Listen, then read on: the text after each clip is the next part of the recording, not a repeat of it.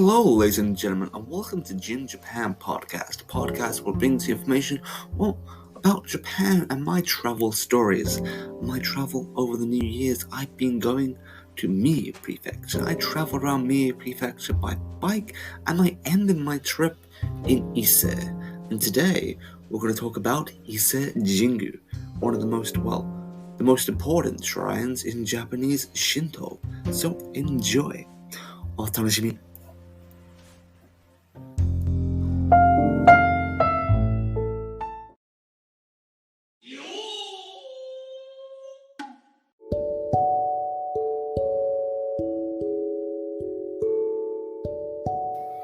So, Ise Jingu is located in Mie prefecture. What's about central Japan in the bottom region? And over the New Year's, especially on New Year's Eve, I cycled from a region called Shimashi. It's very beautiful natural parks, lovely places. Especially recommend you go there if you come to Japan and check out previous episode if you do not know what that place is.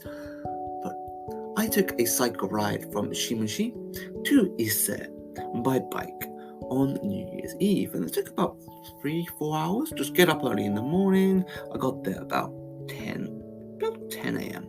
Got there at the station, and when you get Ise station, well, it starts your pilgrimage, your visit to the shrine, because right in front of the station there is some gates, and that's the gates to the first part of Ise Jingu.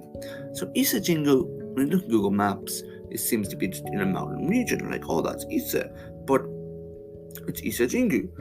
But this is actually incorrect. Ise Jingu is actually a combination of 125 shrines in the local area, with the two main ones being Gegu and Naigu. So Naigu is the first one you probably visit, it's the closest one to the station, and that's home to the god of farming in Japan, the god of wheat in the Shinto religion, Toyo Keno. Hope you got the name right, kana? Toyo Keno Omigoto. And it's basically one of the main farming gods. It was an extremely important god, say in medieval period Japan as well. Farming is extremely important. You gotta give praise to the god of farming, because, if you don't give praise to the god of farming, you won't get your good crop. Get your good crop, you gotta give thanks to the god of farming. So that sort of relationship. That's the first one you'd probably visit. That's the one first I visited, and it's a much smaller temple. Much smaller compared to the next one, was Gegu. And Gegu is the home to the sun god in the Japanese religion of Shinto. Ameterasu Omikoto. And this is the sun god in the Japanese religion, and from the sun god, this is where the emperor's sort of family line supposedly descends from. That they're part of the gods, descended from the gods. And so this part, Naigu, holds an extremely important part in Japan, especially the part in the sort of emperor relationship, and for famous people, people from the government go and visiting. It's a very important shrine, and it is say the sort of the Mecca of Japanese Shinto. Even though Japanese people now, there's 70% of them say they don't actually believe in religion, in the sort of Edo period Japan, this was sort of the once in a lifetime. So the trip you have to take, the once in a lifetime pilgrimage you have to take to Ise Jingu. And it was a big boom in the Edo period Japan. It was from the 16th century to the late 19th century. And it was once in a lifetime you have to visit. It wasn't dogs who visited the shrine for people who couldn't visit themselves. They would send their dogs out to the pilgrimage for them. And being it's such an important shrine in Japanese religion, it's very different from other shrines you probably visit. As if you visit Japanese shrines, they're all red, they have red gates, you have omakuji, you have these big money boxes you throw money in. But Ise Jingu, especially Gegu and Naigu, are very different. They're all wooden. There's no red. The top there's gold. The very design of the final shrines are very different. They have the torii gates, but the torii gates are all wooden, very natural, and it's hidden inside a forest.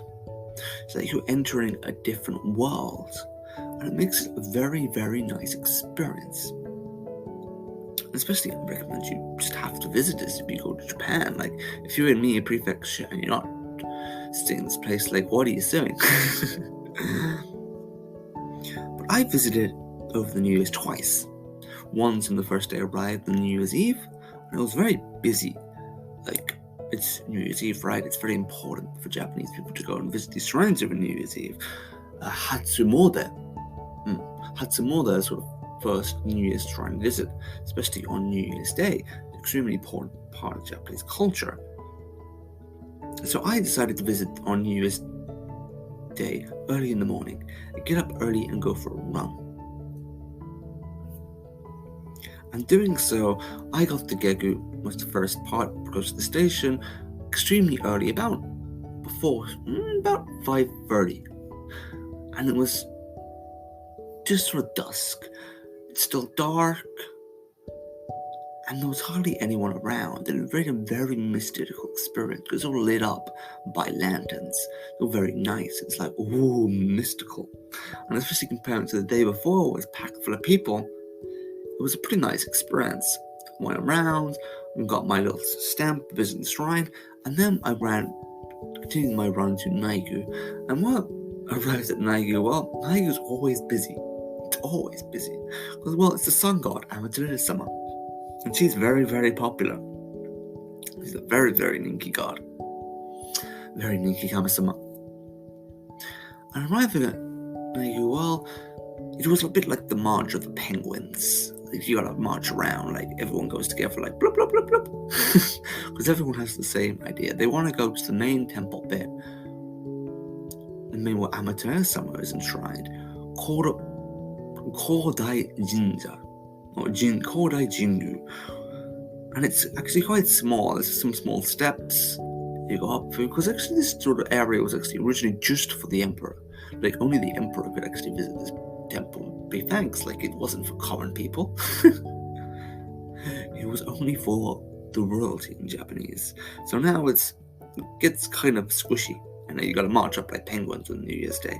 So it was a fun experience, but after I quickly retreated because, we still got corona worries in Japan. So after that, well, my visit to the shrine was kind of over.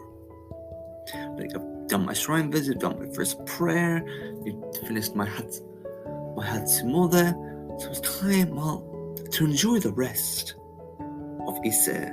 Go back to the hotel, get a little bit more sleep before checkout, get a shower, and ready for the rest of the day. And that was, well, just a leisurely day in Ise. So then we'll talk about that in the next part.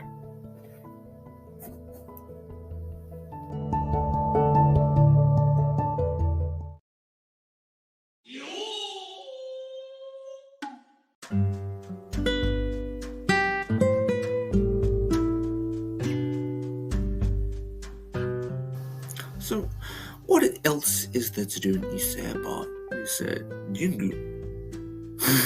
It's a hard question. Well, let's enjoy the local foods, the local specialties. There's lots of restaurants, but this is a famous place for tourism. It dates back to the Edo period. It was one of the most popular places for people to visit. So there's lots and lots of shops, especially in front of Naigu. Naigu, there's a very famous sort of tourist street, the old-style Japanese sort of houses, full of shops, sort of local produce, local food, and it's called Okage Street. Okage, how do you say that in Japanese? Yeah, Okage Street. Let me say that. Give me this one sec. Okage Yokocho. Okage Yokocho. Okage Street. It's, well, dates back to the Edo period, and it's full of like local streets, local omiyage, lots of manju, lots of mochi shops. It's very popular mochi here. Like, you see everyone buying this pink mochi. It's very nice. I can't remember its name, but it's something you must pick up. Another thing you must eat when you're in Ise is Ise udon. Udon is Japanese sort of noodles. Udon Japanese noodles, and it's got like a sauce on it. So you have the sauce, udon, it's very light sauce, and it's very good. Very soul heartwarming food. And Ise udon is actually special for the area because udon originally originated from Mie prefecture. And Ise udon, wow, for the people in sort of Edo period who were traveling to Edo, this surprised them because they didn't really have udon. Well, they had udon, but it's very different. So if you want a lifetime trip to Edo, to Ise, and well, you get blown away by the local specialties. So it's definitely one thing you have to try when you come here. And there's lots of local projects as well, like local sake, local alcohol. There was nice little shops I tried. We can taste some of the local alcohol. It's pretty good because like so many different brands. Like which one do I buy? You gotta taste some before. It's another one we're going to talk about next episode is there's a very famous dog in Ise. Because as I told a little bit before, dogs used to visit this shrine. Because this is a sort of Kodai Senpai. Do you know a guy named Kodai Senpai? That sort of replacement exchange pilgrimage sort of thing, exchange shrine visit for the people who, well, they couldn't visit the shrine themselves. They would send their dogs out to visit Ise Jingu. So that'll be the theme of the next episode of JinJapan. And if you like this podcast, please check out the WordPress blog, like it on Facebook, leave a comment anywhere you find it. If you're on iTunes, please leave a great review, or if you don't like it, leave a bad review and tell me how to get better. And we can make this podcast, well, one of the best Japanese podcasts around. Because I'm going to be starting my trip traveling around Japan more this week. So it's exciting. So much more to come soon. So, 皆さん、最後まで聞いてくれてありがとうございました。じゃあね。